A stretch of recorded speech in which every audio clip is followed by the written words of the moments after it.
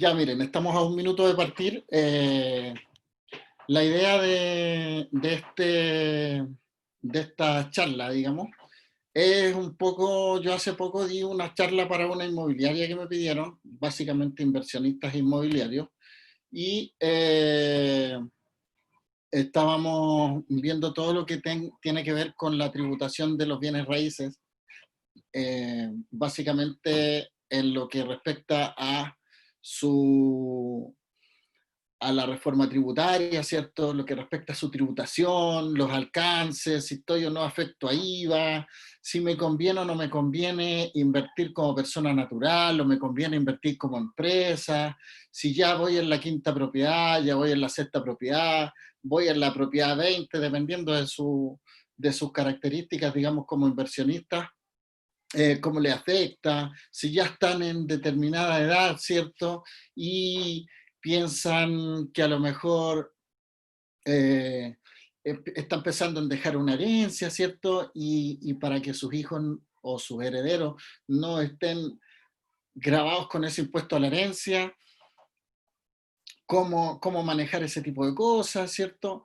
Eh, no, la verdad es que esta charla no se trataba mucho de cómo evadir impuestos, ¿cierto? Porque evadir es súper fácil, hagan las cosas y no paguen impuestos, ¿ya?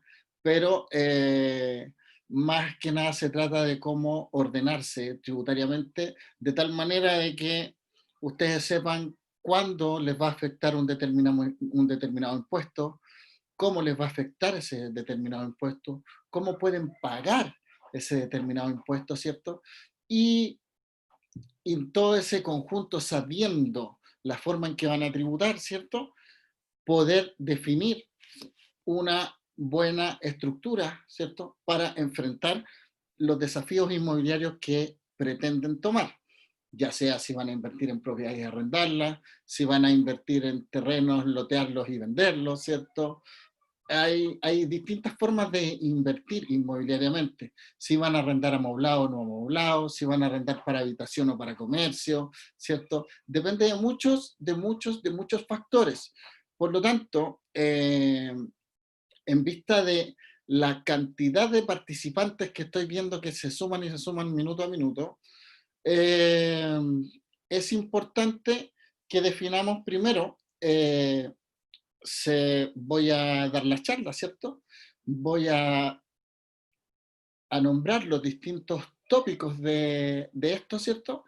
Y luego, durante la charla, me gustaría que si ustedes tienen alguna pregunta, la coloquen en el ítem de preguntas y respuestas. Si su pregunta es muy amplia, ¿cierto?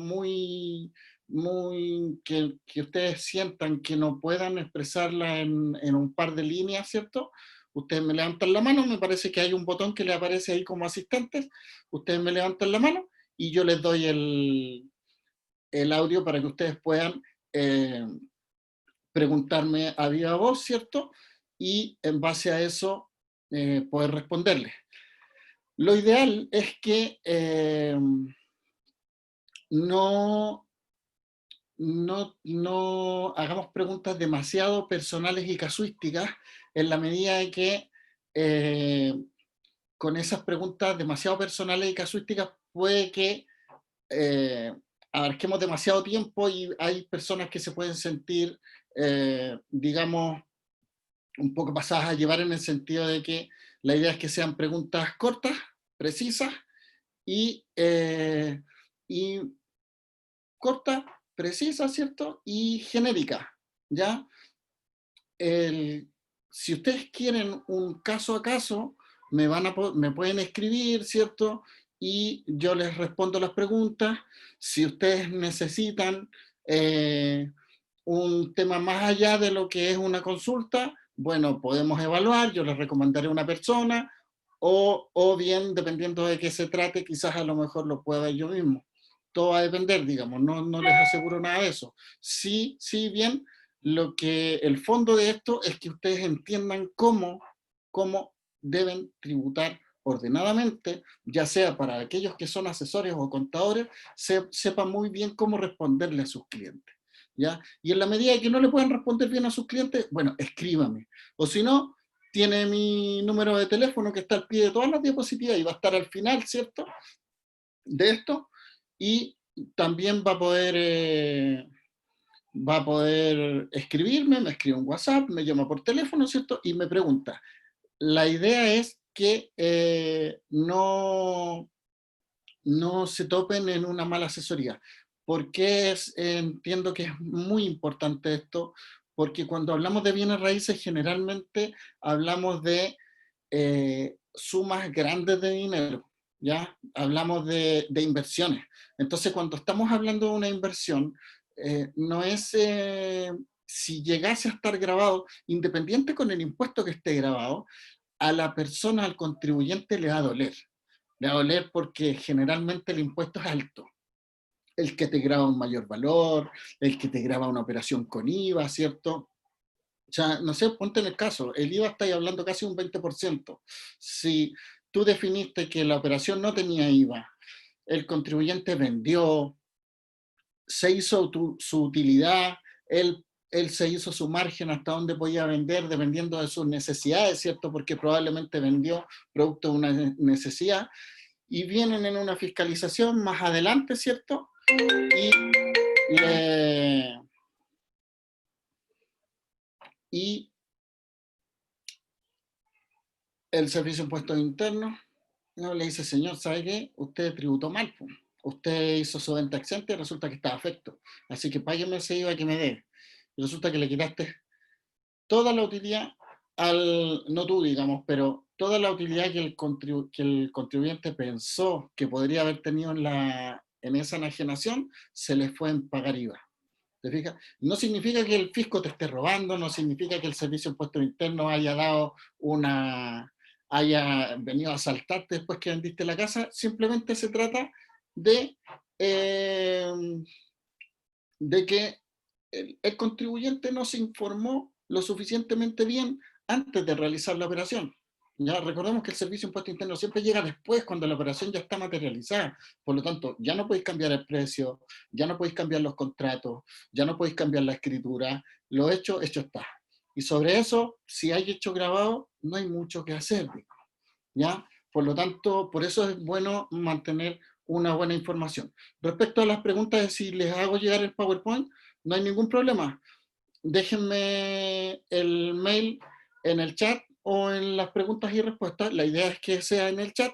Déjenme su correo electrónico y al final de esta presentación les hago llegar el link el link con la presentación, porque esta presentación está siendo grabada, y además le mando el PowerPoint para que ustedes lo puedan tener en en su, en su bitácora, digamos, en su computador, y lo puedan consultar cuando quieran. ¿Ya? Así que mándenme eso. Esto en la grabación me va a salir su correo electrónico, así que basta con que lo escriban una sola vez, y después cuando me llega el informe de la grabación ahí me aparecen todos los correos, yo voy a descargarlos y les voy a enviar el, el correo a todos ustedes para que se queden tranquilos en ese aspecto si es que no les aparece, o si ven que su correo se va muy arriba, porque veo que ahí ya superamos los 100 asistentes. ¿Ya? Entonces, partamos, pues, ¿les parece? Yo creo que las reglas ya están bastante claras y ya podemos iniciar esta presentación. ¿Ya? Entonces,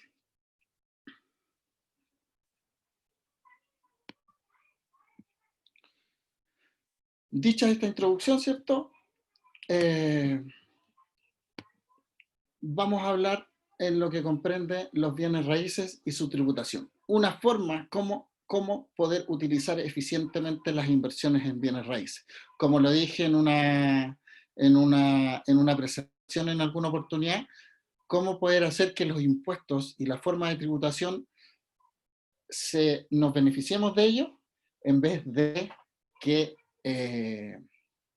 sea un gravamen que nos produzca un perjuicio. ¿Ya? Y para eso hay que estar solamente bien ordenado. Entonces, antes de comenzar, ¿cierto? Dejar claro que dentro de la presentación van a haber abreviaturas, ¿cierto? Dentro de estas abreviaturas están bienes raíces, impuesto al valor agregado, impuesto de primera categoría, impuesto global complementario, impuesto adicional, ¿cierto? Recordemos que el impuesto de primera categoría es el que grava todas aquellas actividades de primera categoría, ¿cierto?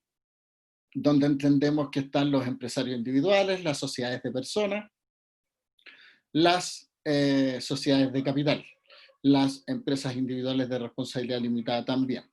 En el impuesto global complementario están todos los contribuyentes, personas naturales, que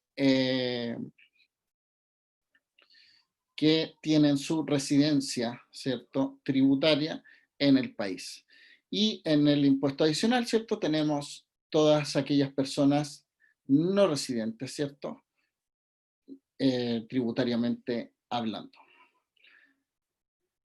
Cuando hablamos de DFL2, la verdad es que DFL2 es una nomenclatura que venimos escuchando hace rato, ¿cierto? Y se refiere al decreto con fuerza de ley número 2, ¿cierto? Que ha sido modificado por diversas leyes, ¿cierto? Y esto es lo que trata, ¿cierto? Beneficios tributarios respecto de cada uno.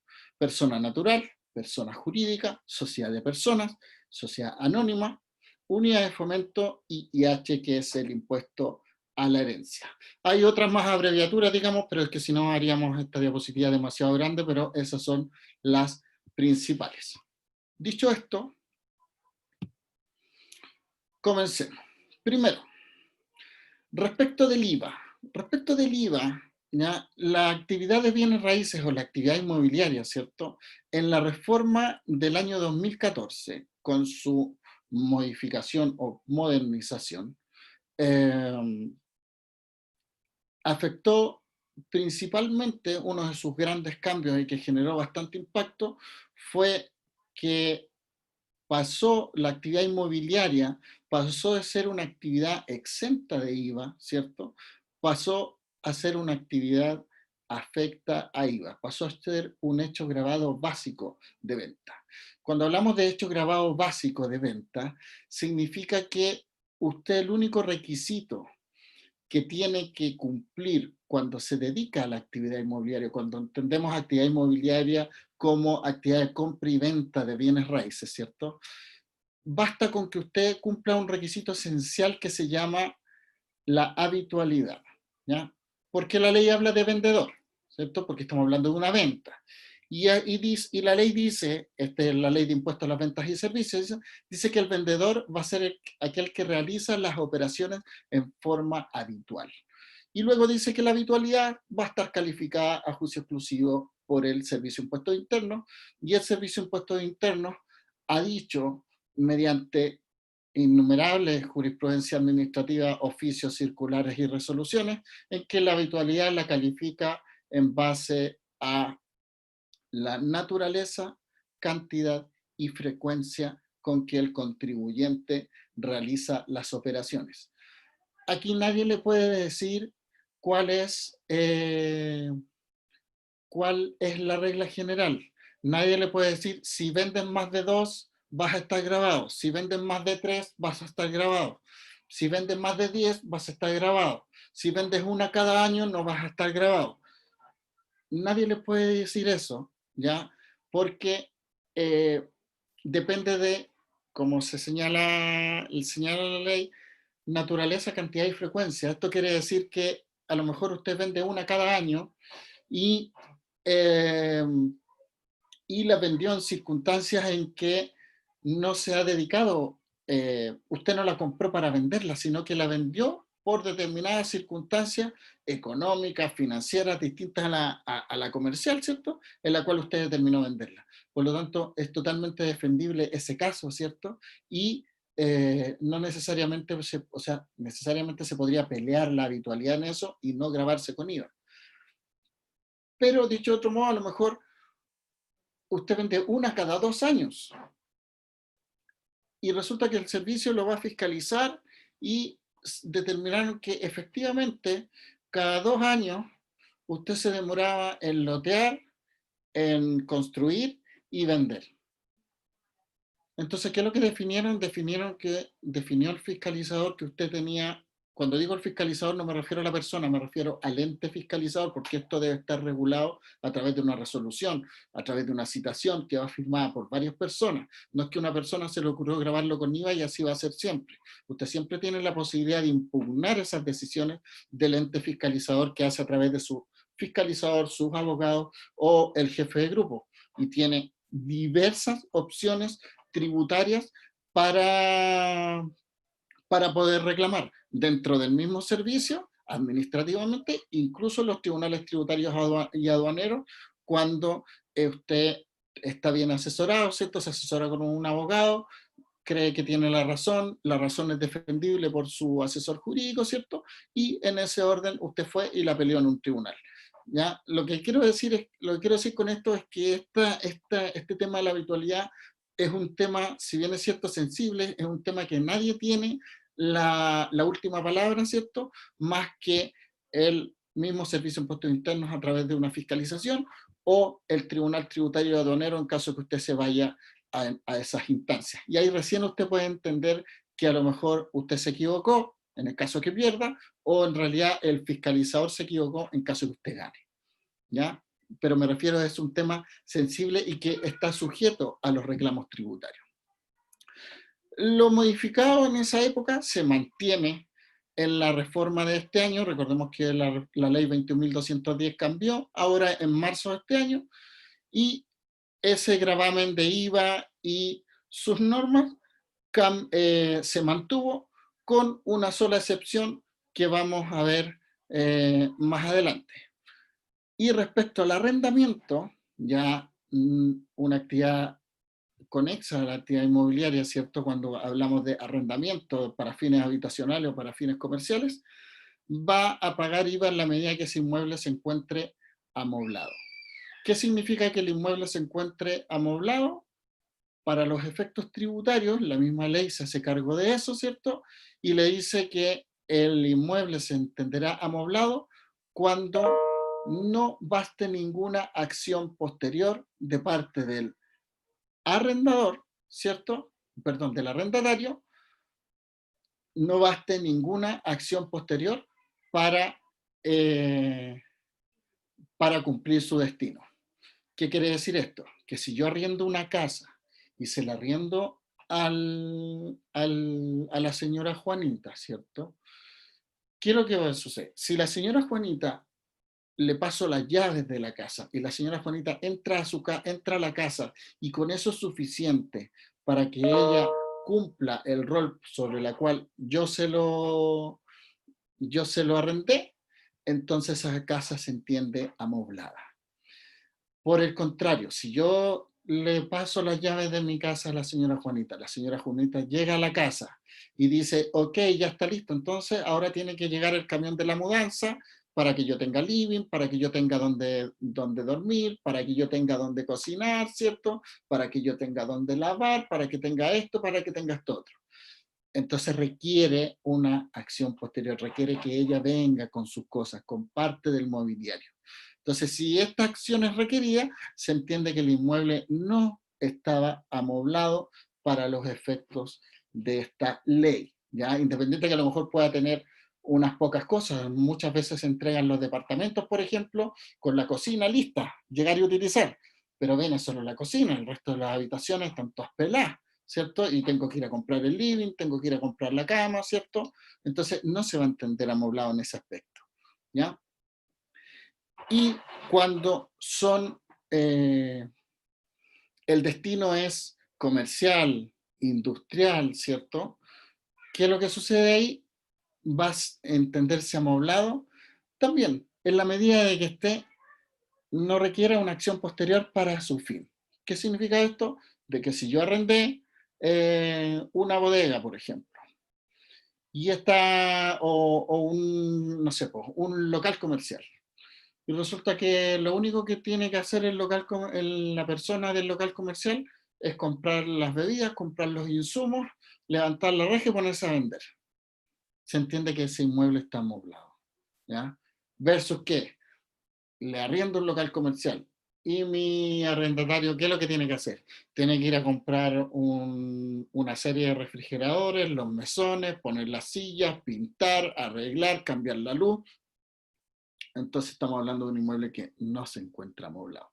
¿Correcto? Esa es la diferencia para saber si ustedes van o no van a pagar IVA en la operación. Respecto a la renta,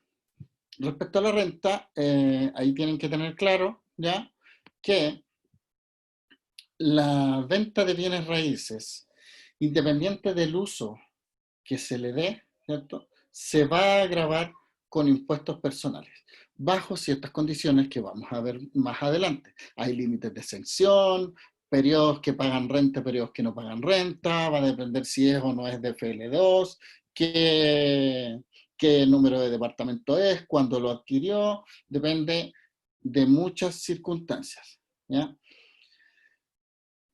Y además hay un gravamen nuevo, ¿cierto? Que estableció ahora la ley 20.210 que se llama la sobretasa que aplica a la tenencia de bienes raíces, que la vamos a ver más adelante, una sobretasa que se paga en las contribuciones, se paga 2 veces al año, ¿cierto? Y va a depender de las propiedades que usted tenía al 31 de diciembre del año anterior.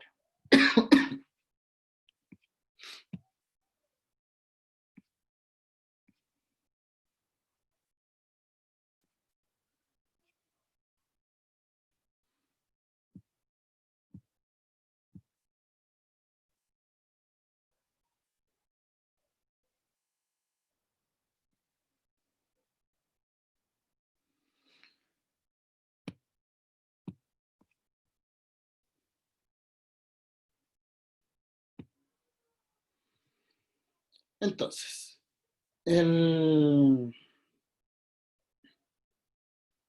cuando hablamos de DFL2, ¿cierto? Los ingresos provenientes de un DFL2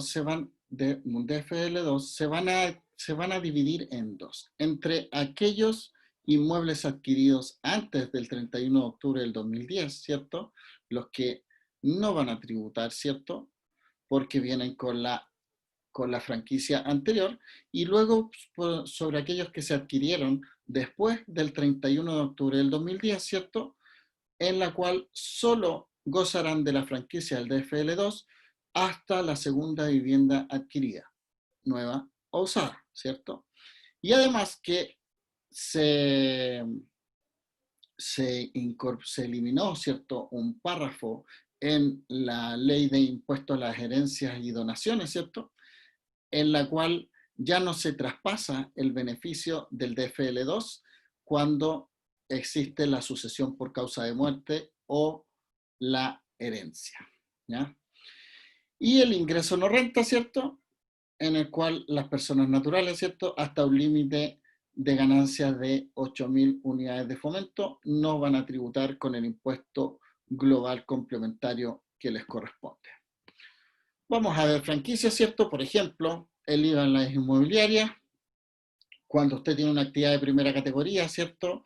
Y va a comprar un bien raíz para su explotación, ¿cierto? Ese bien raíz va a pasar a ser un, un activo fijo para usted, ¿cierto? Y como va a pasar a ser un activo fijo, de acuerdo a las modificaciones legales, usted después del segundo mes que genere un remanente de IVA por la adquisición de ese inmueble, va a poder pedir devolución de lo que le quede de IVA respecto de la venta. ¿Ya? Recordemos que la venta también en sí no es que esté toda la venta grabada con IVA, ¿cierto? Sino que hay una parte, una porción que es terreno, que esa porción no se graba con IVA, ¿cierto? Pero sí, la operación generalmente en la adquisición va a tener IVA.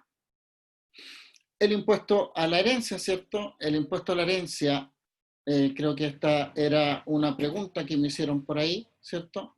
El impuesto a la herencia, que usted paga cuando sucedió o cuando heredó un bien raíz, lo va a poder usar como crédito contra el impuesto global complementario determinado cuando se grave ese mayor valor, ¿ya? Recordemos que el valor que usted coloca de tasación en la herencia, ¿ya? El valor que usted asignó de tasación para gravarse con impuesto a la herencia, ese es el valor que, que constituye el costo cuando usted lo venda. Por lo tanto, cuando usted lo venda, va a tomar ese valor que usted puso en la tasación del impuesto a la herencia, va a tomar el valor de venta, los va a restar y va a tener su utilidad, ¿ya? Obviamente el precio de adquisición o en el fondo el valor con que se adquirió este bien raíz, ese va a ser su costo y va a tener que usarse debidamente corregido. También existe una franquicia respecto de los intereses por créditos hipotecarios, ¿cierto? Que pagados durante el periodo comercial, ¿cierto? Que estos van a disminuir la base imponible del impuesto al valor complementario bajo ciertas condiciones, ¿cierto? Por tramo, dependiendo del contribuyente. También existe un crédito por adquisición de inmuebles que está muy relacionado con el activo fijo previamente mencionado, ¿cierto? En la cual van a poder rebajar directamente un 4 a un 6% del valor neto de ese inmueble directamente del monto al impuesto a pagar ese año. Eso no genera remanente, ¿cierto? Ni genera devolución, ¿ya? También recordemos con las últimas modificaciones de los decretos supremos que ha dictado el gobierno, ¿cierto? Ustedes van a poder hasta el año 2022 utilizar lo que se llama la tributación, van a poder rebajar lo que se llama la depreciación, ya sea normal, acelerada o instantánea, dependiendo de si usted cumple o no cumple los requisitos. Respecto de su adquisición y arrendamiento.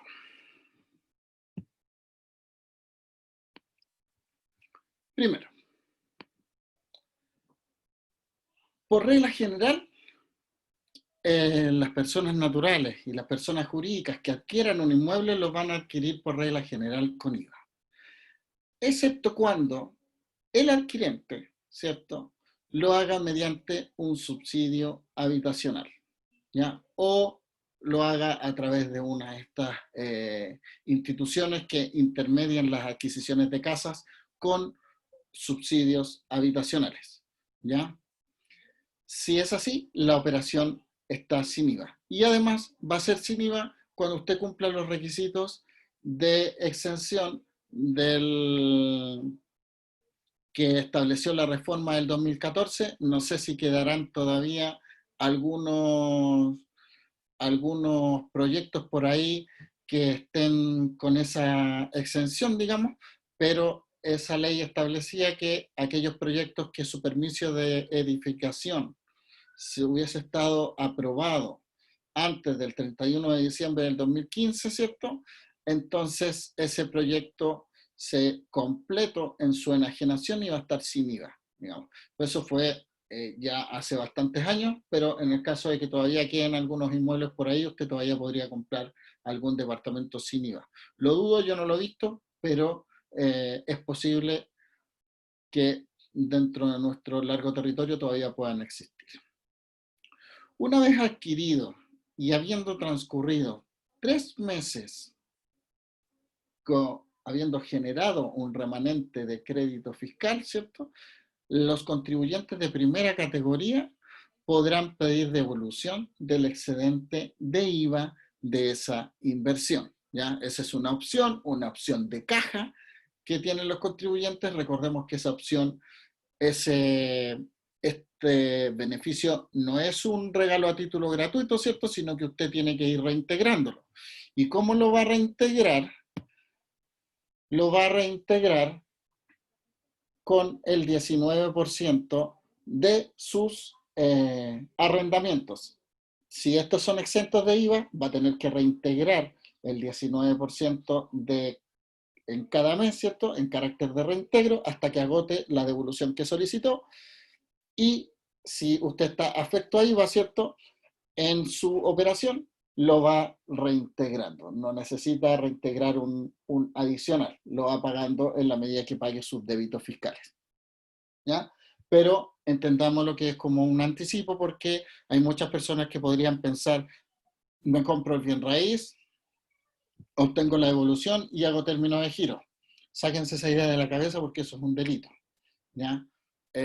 Lo, tienen que ir, o sea, estamos hablando de que si una propiedad vale 60, 80 millones de pesos, ¿cierto? Estamos hablando de que su IVA podrá ser de unos 10 millones de pesos, 8 o 10 millones de pesos, y usted lo va a arrendar en 300, 400, 500 mil pesos, ¿cierto? El fisco le va a entregar, a usted le va a devolver 8 millones de pesos y usted va a ir reintegrando en la medida, si arrienda 500 mil, va a ir devolviéndole de a 100 mil pesos mensuales esos 8 millones.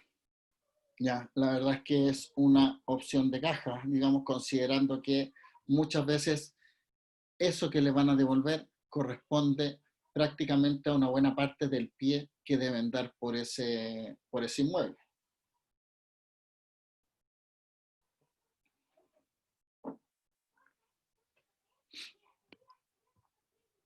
El arrendo de un bien raíz es una actividad, como les dije antes, que puede estar afecta o exenta de IVA, ¿ya?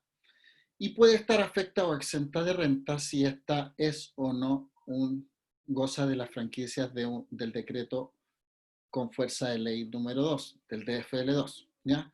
Básicamente respecto del IVA va a ser circunstancial lo que les comenté yo de que si se encontrará o no amoblado. Si está amoblado va a estar afecto a IVA, si no está amoblado va a estar exento de IVA. Por ahí vi una consulta que me decía, bueno, ¿cómo el Servicio de Impuestos Internos podrá fiscalizar este tipo de cosas? La verdad es que el Servicio de Impuestos Internos lo puede fiscalizar, ¿cierto? Y el Código Tributario hoy día es bastante específico respecto de quién quiere probar tal o cual cosa. Por ejemplo, si el fiscalizador me dice, usted está arrendando un inmueble amoblado, imaginemos que yo estoy tributando exento porque no lo estoy arrendando amoblado. Y el fiscalizador determinó que yo estoy amoblado. Entonces, ¿qué es lo que pasa? El fiscalizador lo va a citar a usted, ¿cierto? Una citación de acuerdo al artículo 63 del Código Tributario, ¿cierto? Está obligado a citarlo y le va a tener que explicar los fundamentos sobre los cuales usted está afecto a IVA. Y usted a su vez va a poder esgrimir, ya sea contestando esa citación o bien mediante una reposición administrativa voluntaria, por ejemplo, dentro del mismo servicio, o mediante otros recursos que establece la ley, o mediante un reclamo en el tribunal tributario, ¿cierto? Y usted va a poder esgrimir sus razones, ¿cierto? Sus fundamentos sobre los cuales usted piensa y estima que no está afecto a IVA. Entonces, en ese caso, como le dije, ¿cómo uno va a probar y otro? La verdad es que siempre tiene que haber una prueba. Si el fiscalizador dijo, ¿sabe que yo estimo que usted está arrendando amoblado?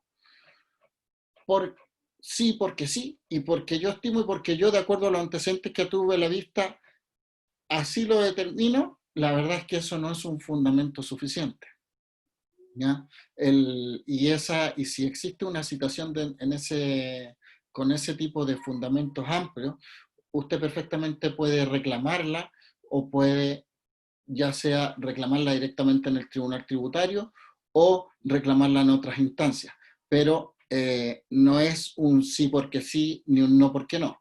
¿Ya? O sea, recordemos que usted tiene bastantes derechos como contribuyentes que eh, deben siempre respetar los fiscalizadores. Y recordemos a su vez que los fiscalizadores también tienen derechos que ustedes como contribuyentes tienen que respetarlos.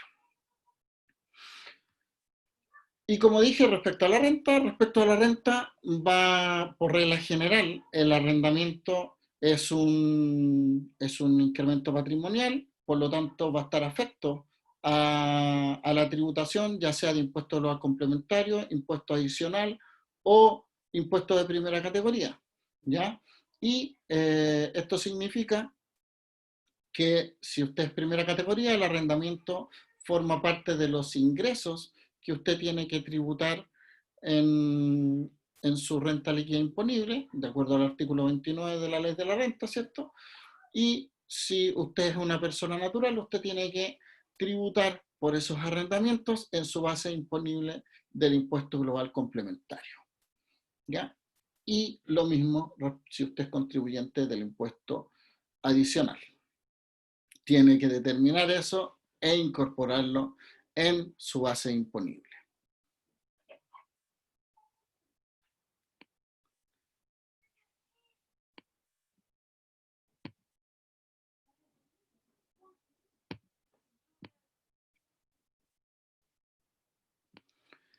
Solo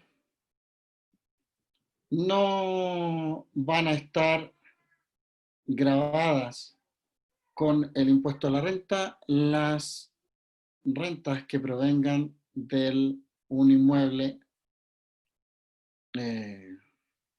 adquirido bajo las normas del DFL2, en la medida de que no sea el tercer inmueble o más que usted posea si es que lo adquirió después del año 2010.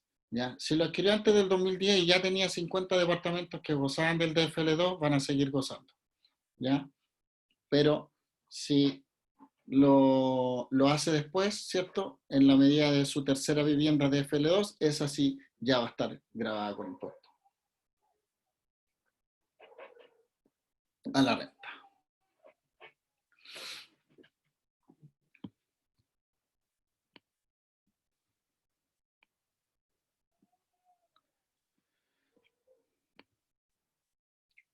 Como lo dije antes, cuando usted ya solicitó una devolución de IVA, ¿ya?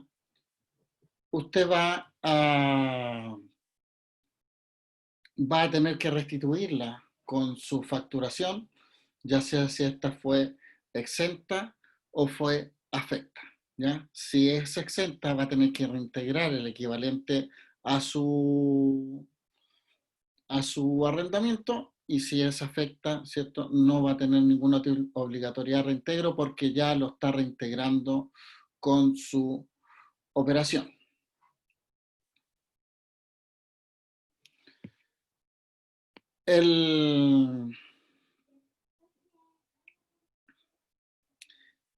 Recordemos que en el arrendamiento, independiente si usted lo arrienda por un día, lo arrienda por 2 noches, lo arrienda por una semana, o lo arrienda por 3 meses, ¿cierto? O lo arrienda por 15 años, lo que va a ser circunstancial para efectos del IVA es si está amoblado o no, ¿ya? Por lo tanto, en el ejemplo, si entiendo que el inmueble yo lo arriendo por días o por noches, entiendo que la gente al momento de arrendarlo no tiene nada más que hacer que llegar, dormir, al día siguiente tomaron desayuno, se ducharon y se fueron, ¿cierto? Y, eh, y en ese sentido, esas propiedades se encuentran amobladas, por lo tanto, si usted lo arrendó por 2 días, ese arrendamiento está grabado con IVA. Eso es lo que generalmente era el Airbnb, ¿cierto? Y otros formatos de arrendamiento, todos ellos están grabados con IVA, ¿ya? Eh, para el cálculo del IVA, respecto de su pregunta, Alejandro, sigue exactamente el mismo, el mismo tratamiento. Exactamente el mismo tratamiento. Usted le descuenta lo que corresponde al terreno, ¿cierto? Hay una forma de calcularlo, ¿cierto? No solamente el 11% del avalúo, sino que existe una forma de determinar el valor que paga IVA, ¿cierto? Va a depender mucho si usted pagó o no pagó IVA en la adquisición, porque cuando usted adquirió el inmueble sin IVA, ¿cierto? Usted puede descontar el valor pagado por el inmueble de el valor de venta, ¿ya? Y sobre ese mayor valor grabarlo con IVA, ¿ya? Hay varias formas de calcularlo, ¿ya? Pero son las mismas vigentes del año 2014. Básicamente esa es la tributación de los arriendos. La tributación de los arriendos depende si estamos hablados o no estamos hablados. ¿Ya? Dependerá si es o no es DFD2. La base sobre la cual se calcula el IVA, Magdalena, es una... La base, como les dije, está determinada dependiendo si es una vivienda nueva o es una vivienda usada, ¿ya? O sea, es una segunda venta. ¿Por qué razón? Primero, la base por regla general es el valor de venta descontado la proporción que le corresponde como terreno, ¿ya? Esa es la regla general. Usted toma el valor, le descuenta el terreno y esa va a ser su base gravable de IVA.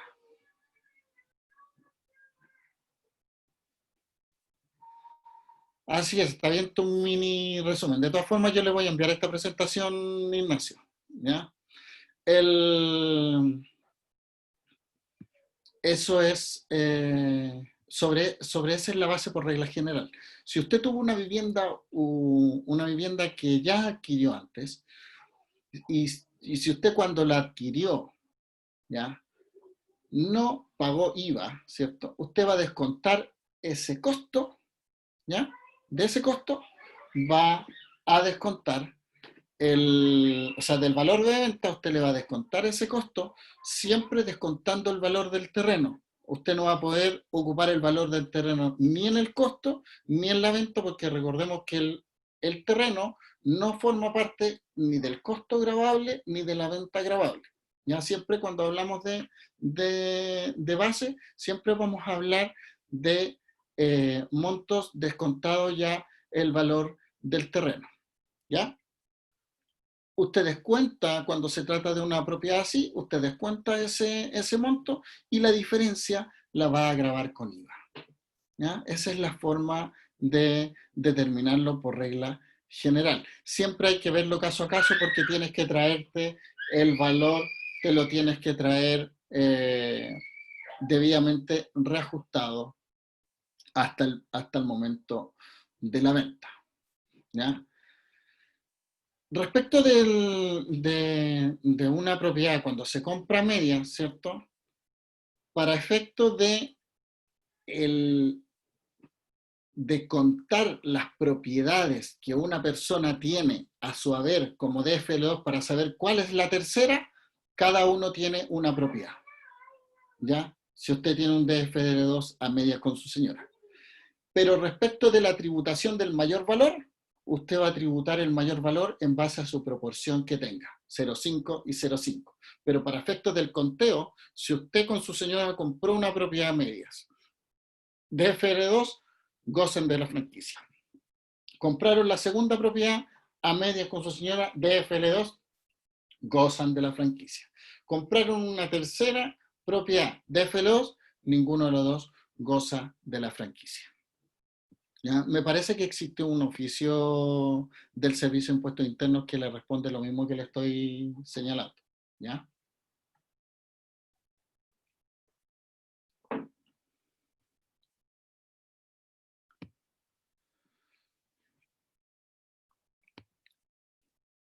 Respecto de la renta, en la enajenación, ¿ya? En la enajenación, respecto de la renta, van a tener primero el mayor valor. El mayor valor, como les dije, ya descontado todo lo previamente mencionado. ¿Ya? Ese mayor valor lo van a grabar, va a estar afecto a una tributación que se llama régimen general, ¿cierto? O sea, va a pagar impuestos de primera categoría, ¿ya? Él va a tributar en régimen general sin ninguna opción de franquicia cuando usted enajene a una parte relacionada, ¿cierto? En la parte relacionada se va a entender todo lo relacionado de acuerdo al número 17 del artículo 8, perdón, número 8 del artículo 17 del Código Tributario. ¿Ya? Ahí van a entender lo que son las partes relacionadas, ¿ya? Es un texto bastante extenso, ¿cierto? Y ahí están todo lo que se entiende como relacionado, ¿ya? Además, si usted, si el que enajena es un contribuyente que lleva su tributación en base a renta efectiva, ese contribuyente no tiene otra opción que tributar en régimen general.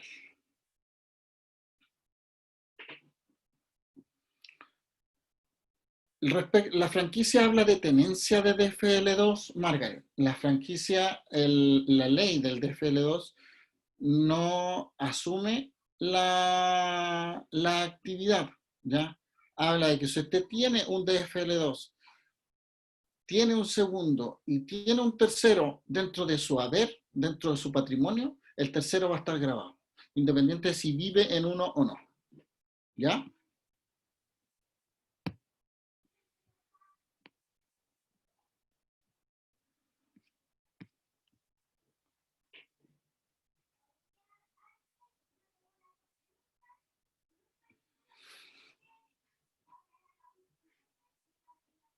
Ya. Respecto de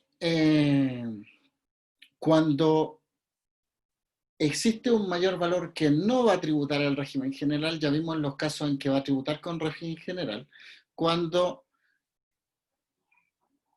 estos no van a tributar así, tú tienes opciones.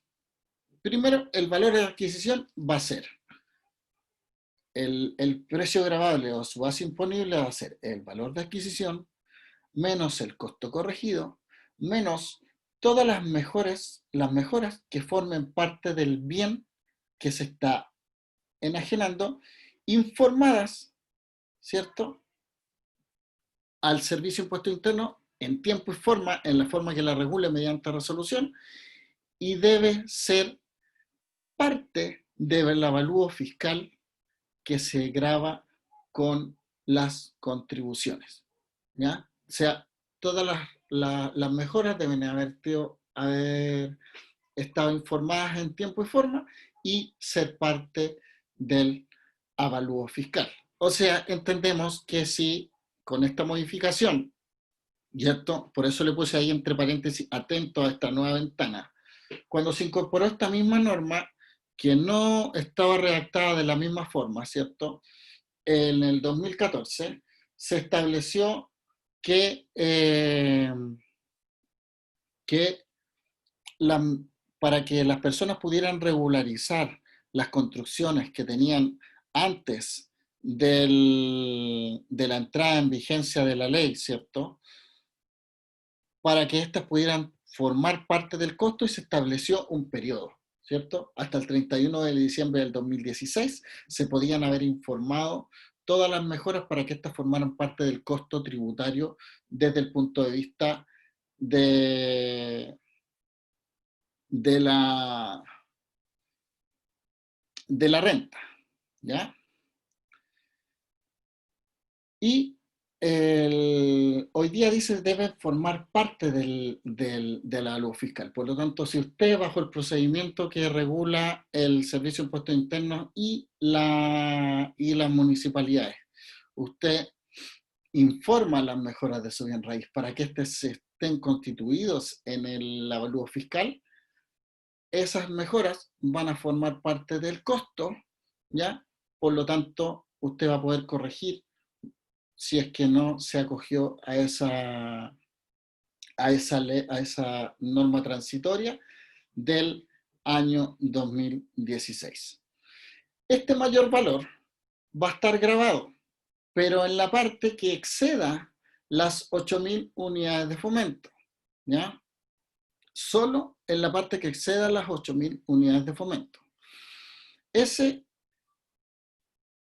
exceso de tributación, la forma de información al servicio es independiente si usted es persona natural o es persona jurídica, ¿ya?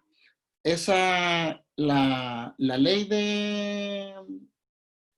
que establece la tributación y las contribuciones, ¿cierto? Esa ley lo, habla de que las modificaciones del avalúo fiscal pueden ser a petición del servicio, a petición de la municipalidad o a petición del propietario, ¿ya? Y lo tiene que hacer en el departamento de evaluaciones del Servicio de Impuestos Internos, a juntar toda la documentación que corresponde, ¿cierto? Y someterse al periodo de tasación, ¿no? Lo que tiene que considerar es que ese valor es que se va a incorporar en su avalúo fiscal y probablemente después de ese periodo le suban las contribuciones. Es una por otra, digamos. Este exceso, lo que excede de las 8.000 UFs, va a estar grabado con impuesto complementario o impuesto adicional según corresponda, ¿ya? Solo lo que excede de las 8.000 UF. Ahora, si el contribuyente es una persona natural residente para los efectos tributarios, podrá pagar un impuesto único y sustitutivo en base percibida. ¿Qué significa en base percibida? Que usted va a pagar el 10% sobre la venta total en carácter de único y sustitutivo. O sea, no va a pagar ningún impuesto más que ese 10%.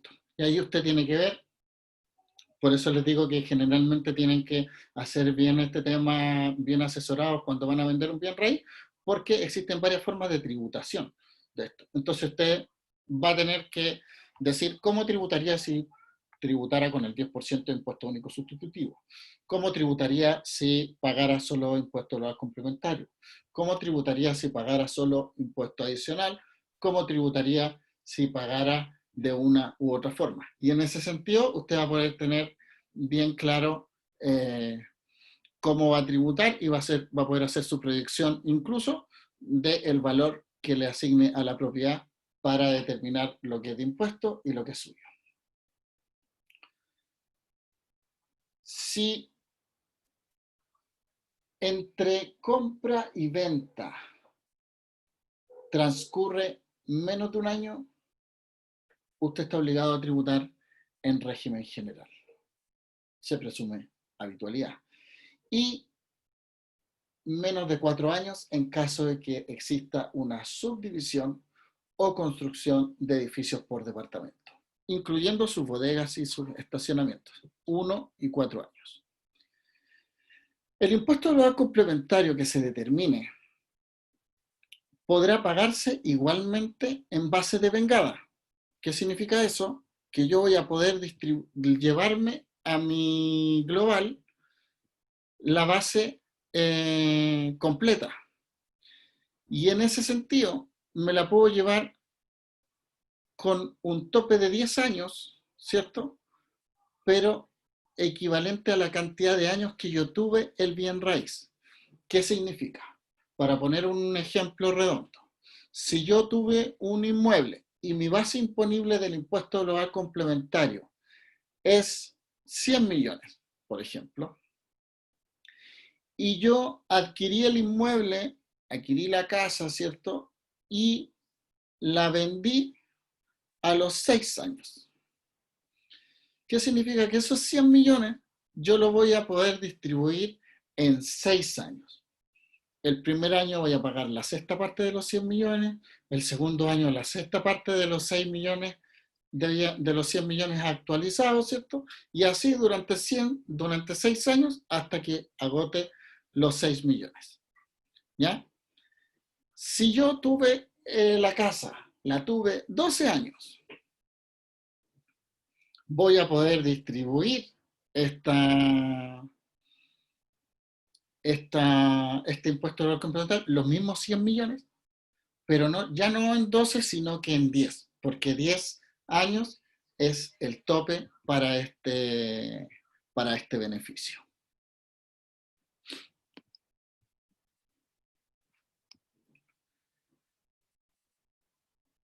Como lo dije anteriormente, sobre este impuesto global complementario que se determine con esta modalidad, va a poder usar como crédito el impuesto a la herencia que usted haya pagado, ¿cierto? Cuando recibió el bien raíz.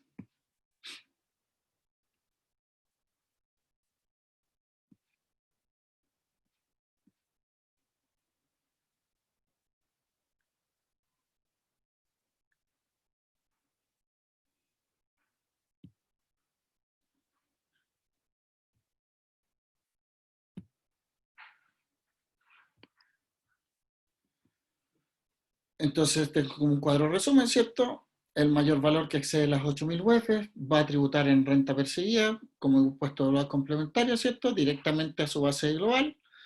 Si es como renta de vengada, lo va a poder tributar todo en un mismo periodo o en los años en que tuvo el bien raíz con un tope de 10 años, o bien pagar un impuesto único sustitutivo respecto a la renta percibida con una tasa única del 10%.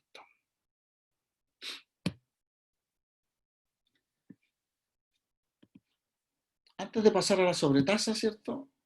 Veo que hay algunas preguntas que se repiten. Mire, respecto a los terrenos están afectos a una tributación. Sí, los terrenos están afectos a contribuciones. ¿Ya? Los terrenos sí pagan contribuciones de bienes raíces por su parte afecta. ¿Ya? Respecto a la conveniencia de adquirir un inmueble oficina cuando la empresa es de primera categoría pero exenta de IVA, miren, la verdad es que usted va a tener que reintegrar el 19% de su operación, ¿ya? Pero usted tendrá que ver, ¿cierto? Si, si,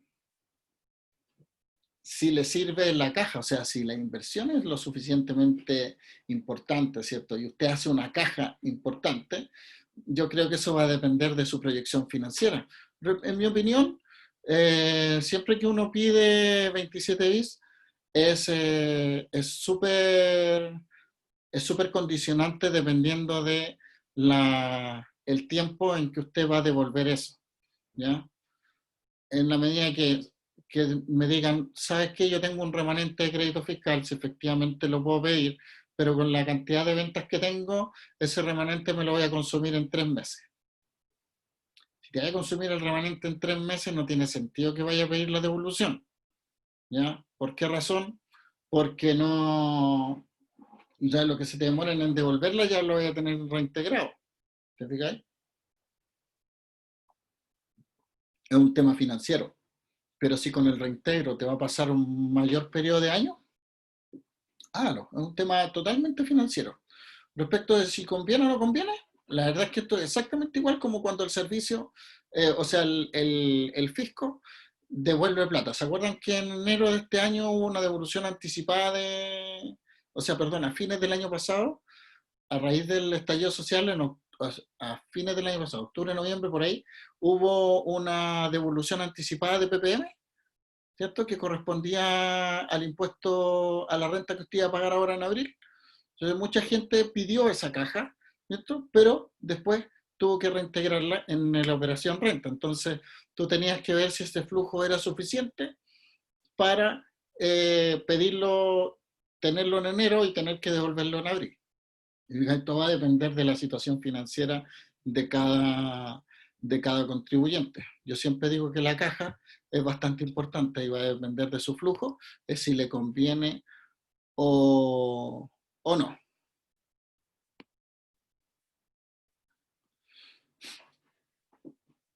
Efectivamente. Cuando hablamos de reclamos de avalúo, se llama Silvio eso, cuando tú no estás de acuerdo con el avalúo que te está determinando la tasación del servicio, tú puedes reclamarla. Obviamente los requisitos para reclamar ese avalúo están bien determinados en la ley, están determinados en la circular, ¿cierto?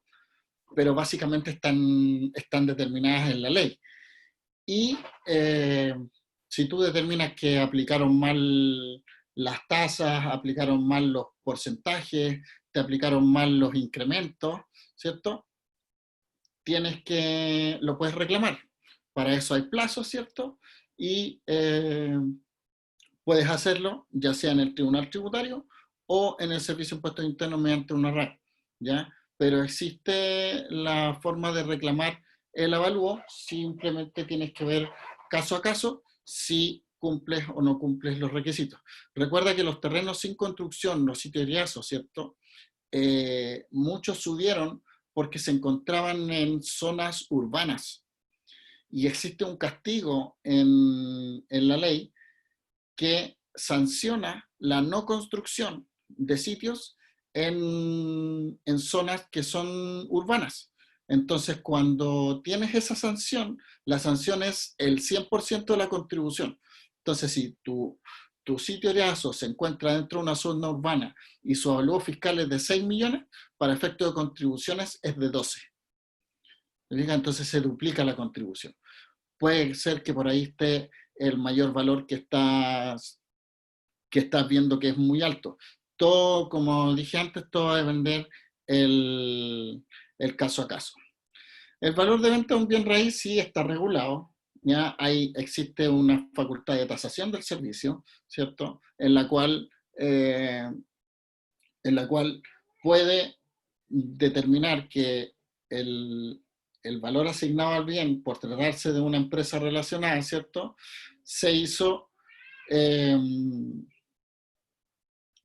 fuera del valor de mercado, ¿cierto? Y podría tasarlo para efectos tributarios, y en ese caso te harían tributar exactamente igual como si lo hubieses vendido a precio de mercado.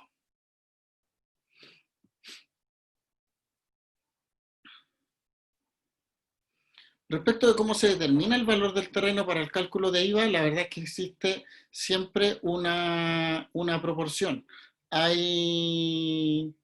Cuando son departamentos, por ejemplo, esa distribución del terreno está determinada en el rol de avalúo. Y cuando se trata de una propiedad, digamos una casa, sí tienes, en el avalúo fiscal detallado, tú tienes el valor total del terreno, o sea, tienes la superficie total del terreno y tienes la superficie que está construida. Pues recordemos que para constituir el avalúo fiscal tiene que estar determinada la cantidad de metros cuadrados que corresponden a construcción. Depende de qué tipo de construcción tiene, si es una construcción liviana, si es una construcción de fierro, si es de concreto, depende de muchas cosas para el valor que se le está dando. Por lo tanto, todo eso lo encuentras en el avalúo fiscal detallado que está en la página de cada propietario de los bienes raíces.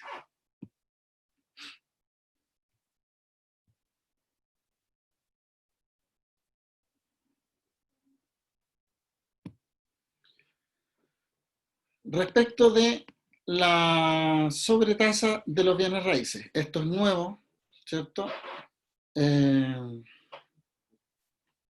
Antes de eso, cuando yo hablo de 3 meses para pedir el 27 bis, la ley habla de 2 periodos, ¿ya?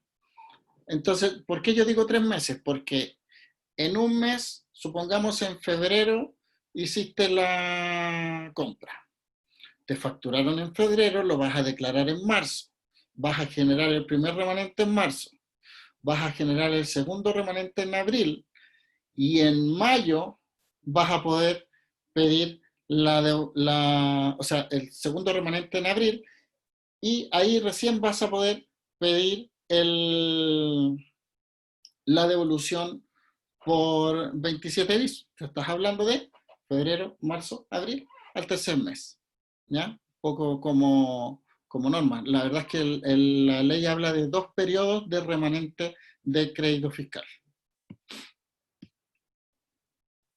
Así es, por el desfase. Por eso yo digo siempre 3 meses, pero son 2 periodos, digamos. Se piden 2 periodos de remanente. El periodo cuando se genera remanente y el periodo siguiente.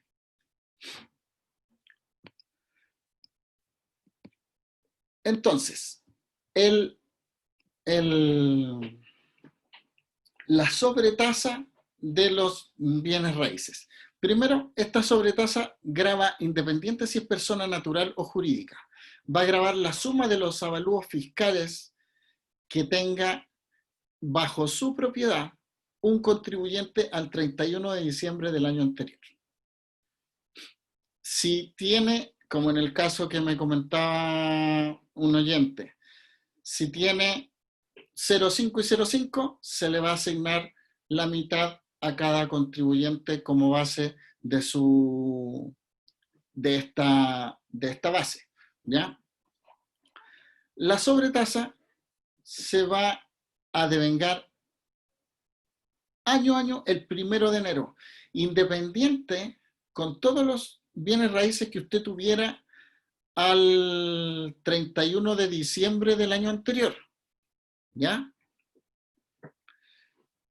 La sobretasa, Magdalena, es una, como su ley lo dice, una,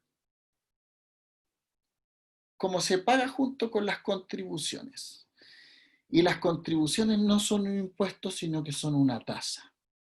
¿Ya? Recordemos que hay distintas clases de gravámenes. Unos son los impuestos, otros son las tasas. ¿Ya?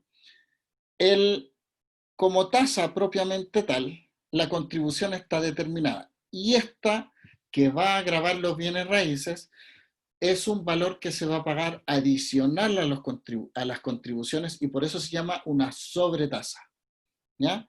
Y es un gravamen fijo, dependiendo o sea, es un gravamen porcentual, ¿cierto? Pero que aplica como mayor gravamen respecto de las contribuciones. ¿Ya? Esta se va a devengar siempre al 1 de enero de cada año, considerando todos los bienes raíces que usted haya inscrito hasta el 31 de diciembre del año anterior. Eso significa que si yo tenía X propiedades que me hacían pagar 5 millones de sobretasa, por dar un ejemplo, al 31 de diciembre del año 2020, de este año, y yo en marzo del 2021 vendí todas las propiedades, supongamos que las vendí todas, igual voy a tener que pagar esa sobretasa, porque esa sobretasa me grava a mí respecto de los bienes que yo tenía el año anterior. ¿Se entiende? Eso ténganlo en consideración. Si le llegó al contribuyente el giro por la sobretasa y el contribuyente lo llamó a usted y usted dijo, no importa, lo vamos a reclamar porque esa casa ya no la tenemos. Lo que le van a responder es que usted al 31 de diciembre del año anterior, usted la tenía. ¿Ya? Así que no pierda tiempo ni plata en esos recursos porque este es un gravamen que no grava la tenencia actual, sino que grava la tenencia que yo tenía el año anterior.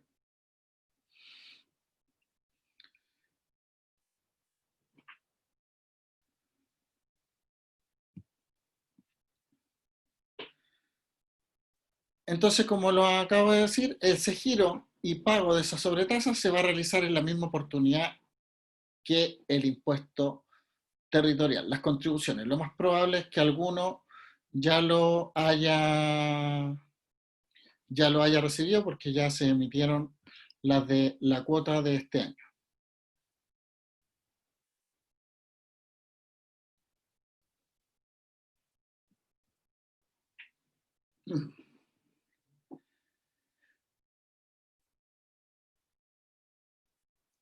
Los reclamos de la sobretasa y sus fundamentos, ¿cierto?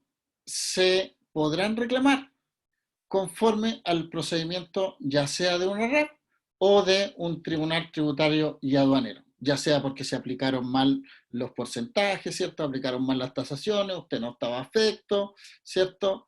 O gozaba de alguna franquicia, ¿ya? Y al gozar de alguna franquicia no debe pagarla, usted va a tener que reclamarlo. Ya recordemos que todas estas cosas se hacen centralizadas y al hacerse centralizadas siempre hay un margen de error. ¿Ya? El Servicio de Impuesto Interno coloca todos los cánones en una juguera, de la juguera salen los giros automáticos y estando el giro, la única forma de anularlo es reclamándolo mediante una RAP o haciendo el reclamo en el respectivo tribunal tributario y aduanero. ¿Ya? Cuando usted reclama, se puede generar giros suplementarios o giros de reemplazo. Y estos giros solo se van a emitir en los meses de junio y diciembre de cada año. ¿Ya?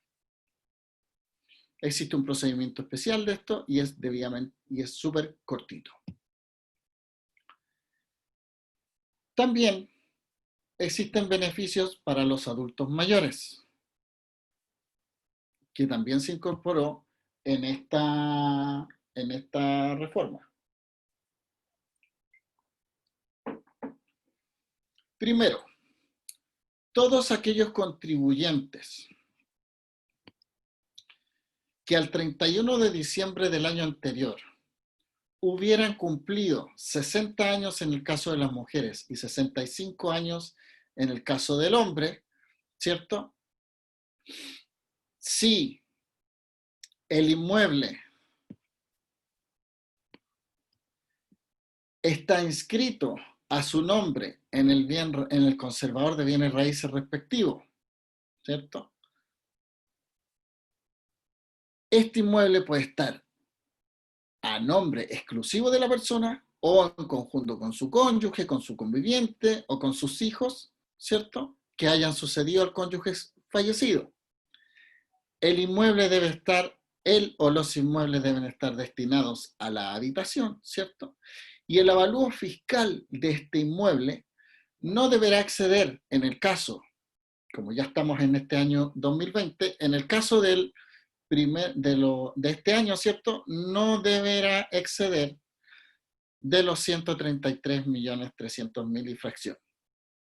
Si el contribuyente tiene varios inmuebles, la suma de sus avalúos no podrán exceder la cantidad de 178 millones de pesos. Cumpliendo estos requisitos, ¿cierto? Si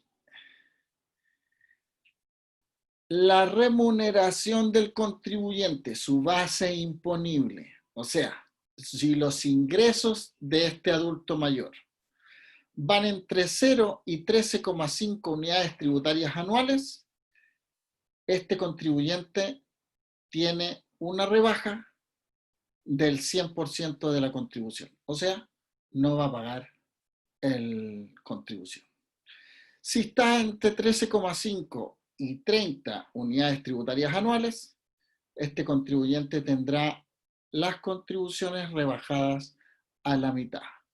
Si gana más de 30 unidades tributarias anuales, este contribuyente no va a tener el beneficio de la rebaja como adulto mayor.